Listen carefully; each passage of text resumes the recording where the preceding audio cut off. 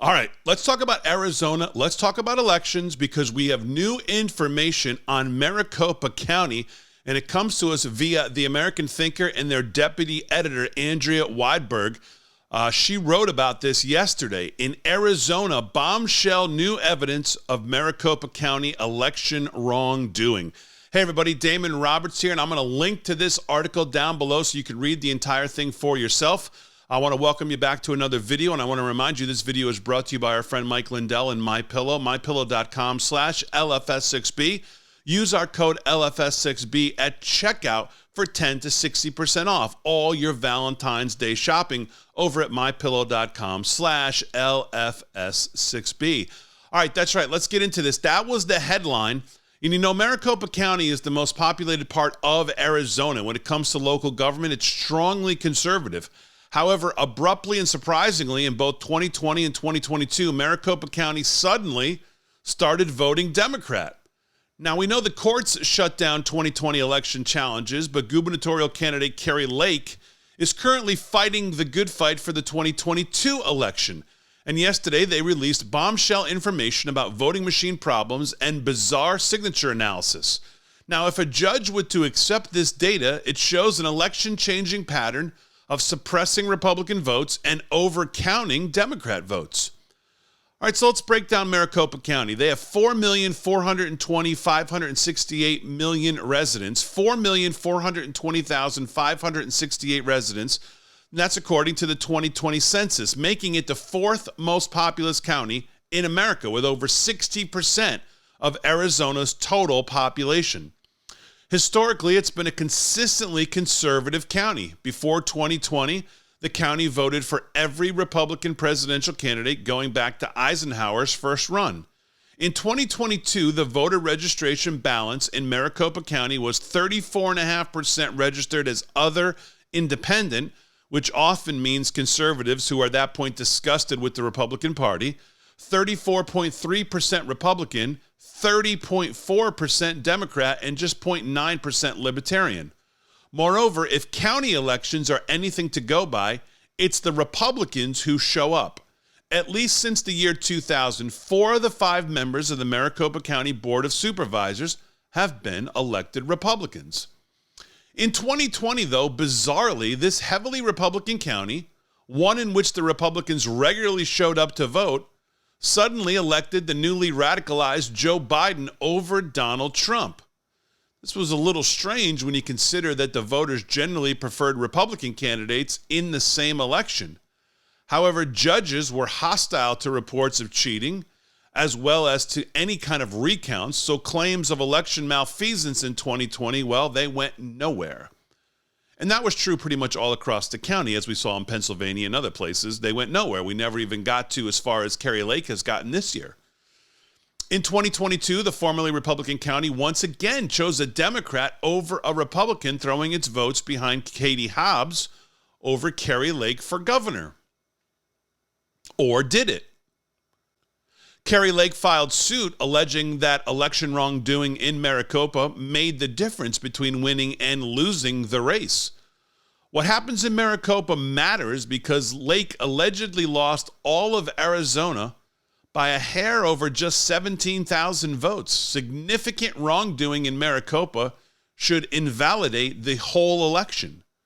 So far, the judge hasn't yet tossed the case, and after today's bombshells, he may not be able to do so, no matter how much he may want to. Shelby Bush, who is the chairman of the We the People Arizona Alliance, PC, and the Maricopa County Republican Committee vice chair, reported to the Arizona Senate Elections Committee that a review of the system log files from the tabulators in Maricopa on Election Day, which the county finally returned in response to a FOIA request, revealed that nearly 250,000 ballots were misread. Let me repeat that. 250,000 ballots were misread. Kari Lake lost Arizona by a little over 17,000 votes. Here's the tweet. Shelby Bush confirms after reviewing the system log files from the tabulators on Election Day, nearly 250,000 ballots were misread. With 446 tabulators across the county, there's no doubt the integrity of the election in Maricopa County was compromised. That's a staggering number of misreadings, showing that the machines were failing at a spectacular rate on Election Day. In addition, testimony established that the potential for fraudulent mail-in ballots was extremely high because 10% of the absentee ballot signatures were manifestly mismatched. 10% of the signatures reviewed fall into what we consider an egregious category. We trained all of the workers to make an attempt to pass a ballot, not to look for a reason to not pass a ballot. Everyone that fell into this egregious category, we believe, has zero capability of meeting any of the Secretary of State standards. Here's one example of that. This is also representative of a pattern that we are processing and still investigating, and it is where there are two S's used in the signature box in place of a valid signature, oftentimes not even with S being part of the name. In this particular case, I believe there is an S in the first name. I'm going to flip through these just one at a time slowly for you to view.